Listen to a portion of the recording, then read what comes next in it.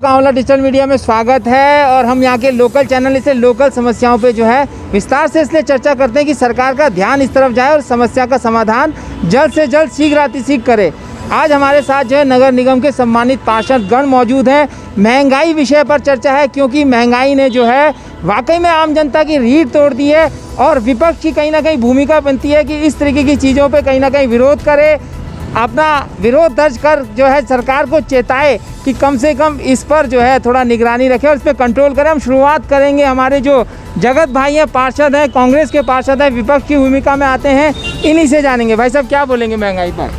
महंगाई के मामले में जो हमारा कहना है, हमारा क्या पूरा देश का कहना जो इस समय है, जो इस सरकार जो चुन के आई थी 2014 में, हर हर मोदी घर घर मोदी और आम जनता की सरकार जो चुन के आई थी वो इस विषय पे आई थी आम जनता के लिए।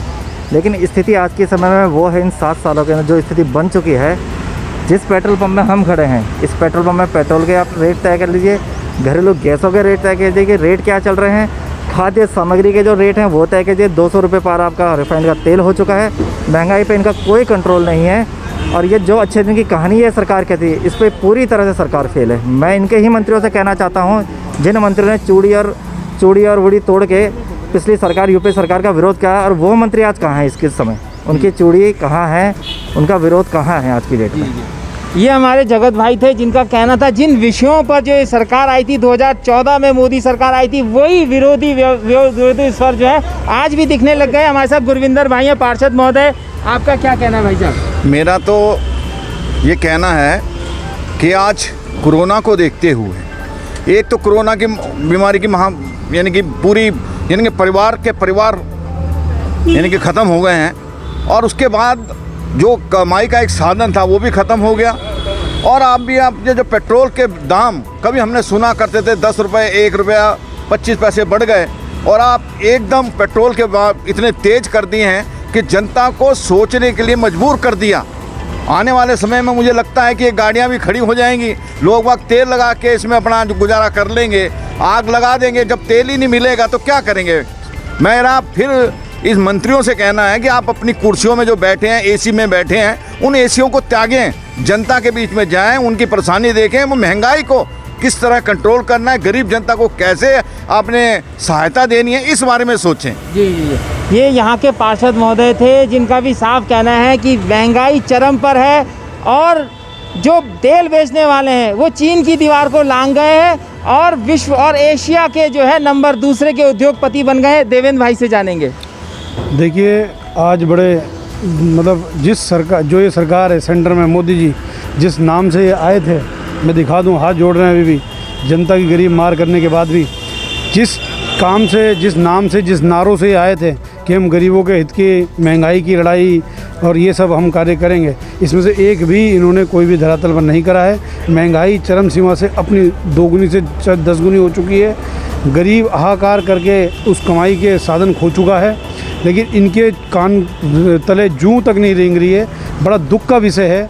ये गरीबों को, गरीबी तो ख़त्म करने आए थे, लेकिन इन्होंने दूसरा अपना लिया है। अडानी, अंबानी और ये पूंजीपतियों की सरकार बन के रह गई है।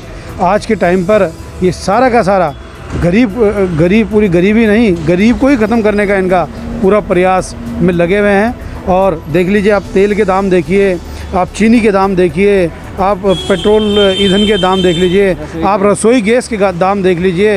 इन्होंने इतनी किल्लत इनने मचा दी है। सिर्फ़ और सिर्फ एक ही मुद्दा इनके पास रहता है कि इस हिंदुस्तान के टुकड़े टुकड़े कैसे करे जाएँ। ये कहने वाले दूसरे हैं, ये करने वाले हैं। वो कहने वाली गैंग हुआ करती थी, ये करने वाले हैं। इन्होंने हिंदू मुस्लिम के नाम पर बांट दिया है। सिर्फ देश के एक नारे को लेकर ये चुनाव में आते हैं, जहाँ पर हिंदू बहुमूल्य या मुस्लिम बहुमूल्य क्षेत्र होते हैं, वहाँ पर ये लड़ाई लड़वाते हैं और उस तरीके से चुनाव खाली जीतते हैं। न ये धरातल पर काम करते हैं। इनकी पॉलिसियाँ जो देश के हित में, जो गरीब के हित में पॉलिसी बननी चाहिए, वो ज़मीन पर जाकर अपने ब्यूरोक्रेसी को नहीं बनाते। ये एक कमरे में बैठकर अडानी अंबानी के साथ चाय पर अपनी पॉलिसियाँ बनाते हैं। इसीलिए उनके हितों की सरकार ये हुए। मैं चाहता हूँ कि इस सरकार को भगवान सद्बुद्धि दे और गरीबों पर ध्यान जाए। कोविड महामारी के टाइम पर भी ये जिस तरीके से तेल के, रसोई के, पेट्रोल के दाम बढ़ा रहे हैं, भगवान इनके आने वाले टाइम पर इनके बहुत बुरे दिन करेगा। जनता इस चीज़ का जवाब देगी। ये हमारे साथ देवेंद्र भाई थे, पार्षद हैं और जो गरीबों के हक में लड़ते हुए आए हैं। इन्होंने बहुत बड़ा विषय उठाया है कि जो हमारी नीतियां बन रही है, सरकार की नीतियां बन रही है, कहीं ना कहीं बंद कमरों में बन रही है, इसलिए वो जनहित में ज़्यादा ना होकर वो जो है स्वहित में ज़्यादा है। इसी संबंध में हमारे राकेश भाई हैं, पार्षद है नगर निगम में, आपका क्या कहना है पार्षद महोदय? आज इस कोरोना महामारी के दौरान जहां लोग टूटे फूटे पड़े हैं, लोग बिल्कुल एक एक पैसे के लिए तरस रहे हैं, अपना उनका रोज़गार चले गया है। दूसरी तरफ ये जो एनडीए सरकार है, जो महंगाई के विरोध पर, जिन्होंने 2014 से पहले महंगाई के विरोध में अपनी आवाज़ बुलंद की थी कि महंगाई बहुत चरम महंगाई हो गई है, जनता का रोटी खाना मुश्किल हो गया है, उस मुद्दे पर ये चुनाव जीत कर आए थे। आज आप देखिए पेट्रोल के दाम देखिए, जहाँ 60-65 रुपये पेट्रोल होता था, आज जो 100 रुपये 110 रुपये जो एक्स्ट्रा माइलेज वाला है। जो सरसों का तेल 60-65 रुपये होता था, आज 200 रुपये लीटर है सरसों का तेल। आप चीनी की बात कर लीजिए, आप आलू ले लीजिए, गोभी ले लीजिए, कोई भी सब्ज़ी ले लीजिए, आज जनता को रोटी खाना मुश्किल हो गया है।